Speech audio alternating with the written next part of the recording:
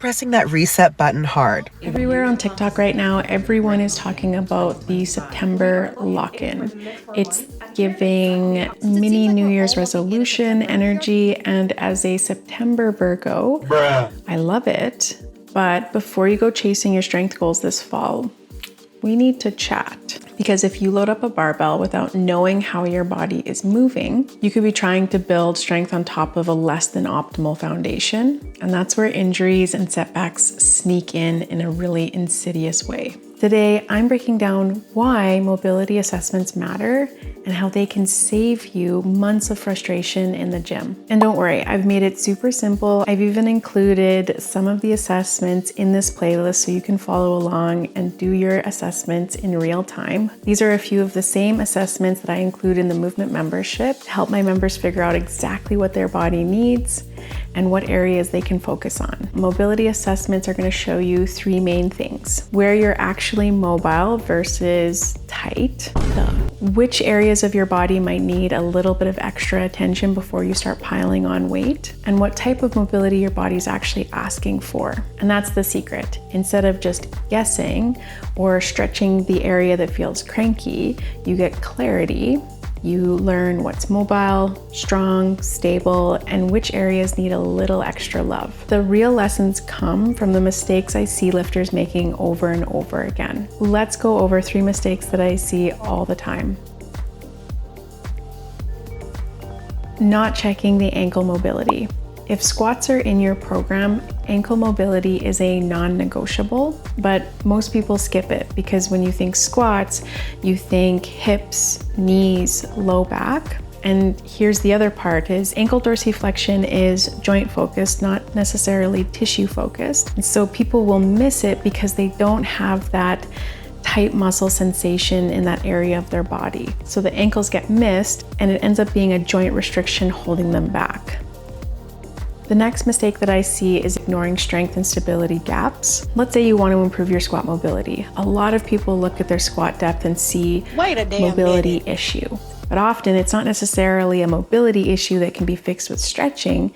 It's a strength and stability gap. And so the body's not going to move through a full range of motion if it doesn't have the strength or capacity to do that. I've seen it over and over again. Strong people, but not strong squatters. And even their body weight was too heavy because their mechanics weren't supported, or they didn't have that strength and stability to move through that full range of motion.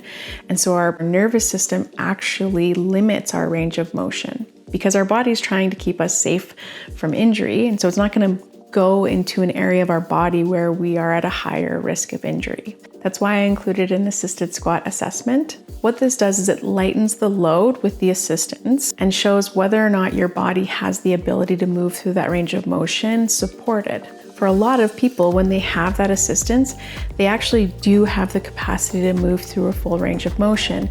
And that would then say to me, okay, we've got a strength and stability gap, not so much of a mobility gap. If somebody does an assisted squat and they still can't get through the full range of motion, then we're gonna start to dig a little bit deeper into what might be restricting that range of motion. We might dig into the ankles, the hips, the thoracic spine, or we might actually look at the pattern itself, learning how to let the hips move while maintaining pelvic floor and trunk stability. And this is exactly what I teach inside of the movement membership through the daily movement program. All the mobility routines that I designed have lifters in mind, because here's the truth. Yoga has its value, but it doesn't necessarily teach you how to prepare your joints and your muscles for external load. Crow pose is super cool. I love practicing it myself, but it's not the same as a heavy back squat. And the third mistake that I see a lot is not tracking your progress. So data is super important when we're wanting to make change, and tracking it with something more objective than just our self-perception can be really important. And self-assessments are such an easy way to do this. Take a photo of your ankle mobility test today and then compare it in 30 days. Or jot down how it felt. It felt impossible, sticky, limited, and then again, compare that feeling or that sensation in 30 days. Give yourself something more objective that you can evaluate at different periods of time as you're working on improving your mobility. Progress in mobility can be subtle, and we as humans, we can get discouraged if we don't see remarkable progress relatively quickly. Emotional damage. And tracking, taking a photo or noting how it felt, gives more objective feedback about whether or not the work that you're putting in is having the intended outcome.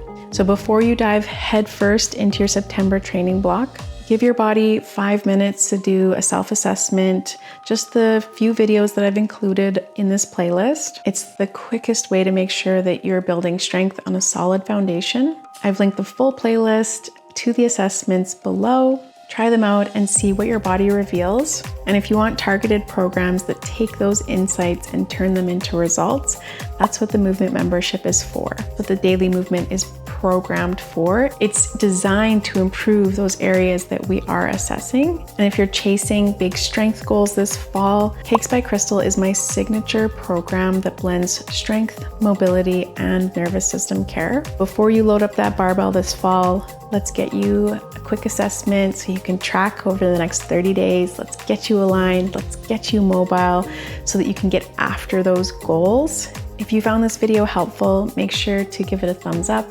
subscribe, and leave me a comment. I would love to see how your assessments go. And I also have lots of mobility routines on my YouTube channel if you're not ready for the movement membership. Thank you so much for joining me, and I can't wait to see you in the next video.